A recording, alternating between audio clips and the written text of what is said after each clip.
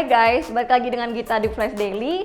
Jadi menjelang akhir tahun ini, Xiaomi lagi-lagi bikin kejutan nih. Karena pertama kalinya sepanjang sejarah, Xiaomi berada di posisi ketiga secara global untuk pengapalan unit device-nya di kuartal 3 tahun 2020 ini. Bahkan ngelewatin Apple yang sekarang berada di posisi keempat. Dan kalau misalkan dilihat lagi ya, selama satu dekade terakhir aja, penjualan global selalu dikuasai 3 brand ternama ini kayak Huawei, Samsung, dan termasuk Apple juga.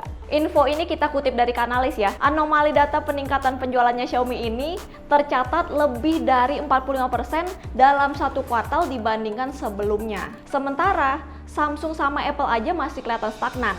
Terus, walaupun masih berada di posisi yang aman, penjualannya Huawei ini malah turun sampai 23%. Kalian semua tahu ya, karena ini efek perang dagangnya dengan Amerika yang udah setahun terakhir ini belum kunjung usai juga.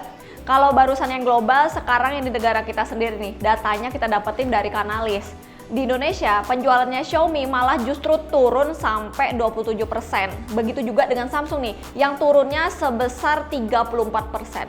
Ya, padahal hal ini tuh jarang banget terjadi di Samsung. Nah, serunya ternyata peningkatan penjualan Xiaomi di kuartal 3 ini berasal dari India dan Cina.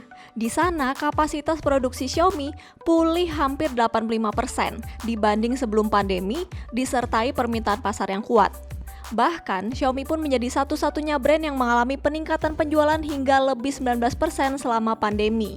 Sedangkan Huawei, Oppo, dan Vivo turun 18% penjualannya. Prestasi Xiaomi ini juga nggak lepas dari faktor larisnya penjualan seri Redmi 9, K30, dan juga Mi 10.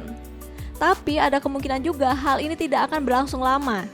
Masih segar-segarnya, di awal kuartal keempat ini aja, Apple baru ngerilis iPhone 12. Terus juga ada Huawei yang merilis Mate 40 series-nya.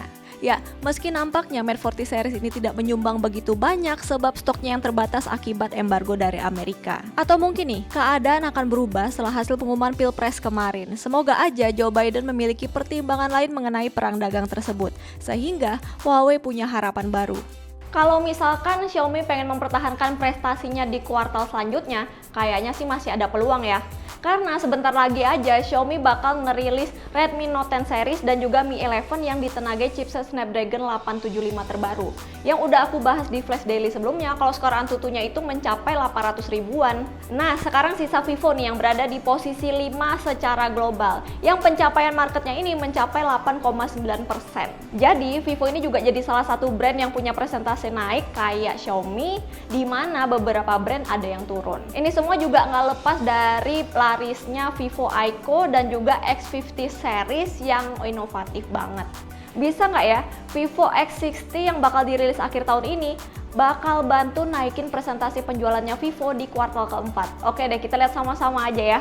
Oke guys, makasih banget yang udah nonton video ini sampai habis. Jangan lupa buat nyalain lonceng notifikasinya supaya nggak ketinggalan update. Sampai jumpa di Flash Daily selanjutnya. Dadah!